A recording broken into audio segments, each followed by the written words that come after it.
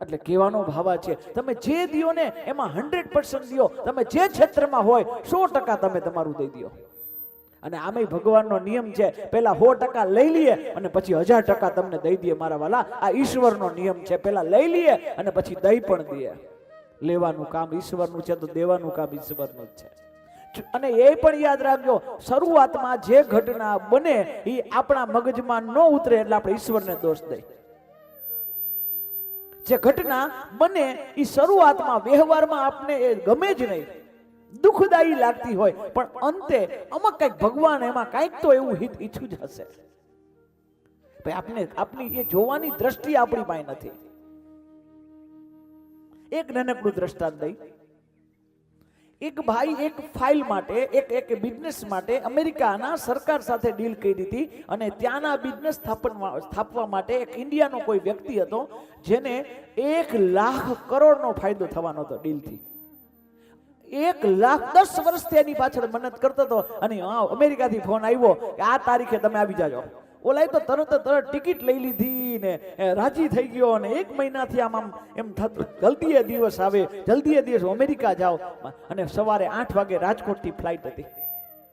સવારે 8 વાગે રાજકોટથી ફાઇલ હતી. એની પત્નીને કીધું કે મને 4 વાગે તો ઉઠાડી જ દેજે, મારે તો 6 વાગે તો હું એરપોર્ટની અંદર હોવો જોઈએ. આમ તેને આટલા 10 વર્ષના પ્રયત્નનું ફળ મળવાનું હતું. રાહ જોઈને બેઠો તો, નિંદર ન આવે એવી અવસ્થા, એકદમ હરખ હતો. અને થયું શું ખબર છે? તે જ દિવસે 2 માણસ એવા ઘસઘસાટ હોઈ ગયા તો 10 વાગે નિંદર ઉડી ઓલીની. એવા ઘસઘસાટ હોઈ ગયા, નિંદર આવી ગઈ, 10 વાગે ઉડ. અને પછી જ્યાં ઘડિયાળ જોઈ, કારણ કે ફ્લાઇટ તો એનું કામ કરતું હોય તો 5 મિનિટે દેરીથી ન આવે, એ તો વહી ગઈ ફ્લાઇટ. અને પછી ભાઈનો મગજ ગયો, તને ખબર ન પડે ને આમ ન પડે, મને ઉઠાડવાની જવાબદારી તારી, તું આમ ને. પત્નીને એટલું કીધું ને તો પત્નીએ ખાલી એટલું કીધું કે જે થાય ને એ હારા માટે થાય. અને ઓલાનો પાછો મગજ ગયો કે ભૂત છો હાવ, ખબર પડતી નથી.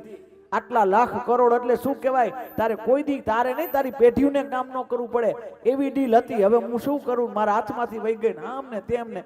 એટલે ઓલીએ ખાલી એટલું કીધું, કયું હું કહું છું, જે થાય હારા માટે, ચિંતા ન કરો. હવે કામ કરો, જે થઈ ગયું. હવે પાછું જે ગયું છે એ આવવાનું નથી, પણ ભવિષ્યની તો આપણે જે કઈ ચર્ચા કરી શકી. જે ગયું એ ભૂલી જઈએ, પણ ભવિષ્યમાં શું છે એના વિશે ચર્ચા કરીએ. કાંઈ વાંધો નહીં, એક કામ કરો, તમે ગાંઠિયા લઈ આવો.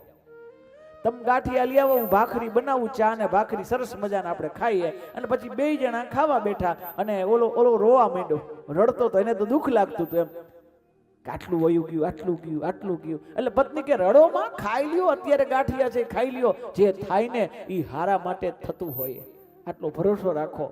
અને પછી તો ઈ ખાવાનું ચાલુ કર્યું. ઓલું રિમોટ થી ચાપ દબાવીને ઓલાને કાયમી માટે ઓલા સમાચાર જોવાની, જેવું સમાચાર ચાલુ કર્યું, પેલું જ ન્યૂઝ આવ્યું, રાજકોટ થી જે વિમાન ઉપડ્યું હતું ને ક્રેશ થઈ ગયું. એક પણ વ્યક્તિ બચ્યા નહીં. ત્યારે આંખમાંથી અશ્રુની ધારા વહી ગઈ કે આટલા ગયા તો પૈસાની નુકસાન કઈ કાંઈ ને, હું તો જીવતો થયો. એટલે પત્નીએ કીધું, મેં તમને કીધું તું ને, જે થાય એ હારા માટે જ થાય છે.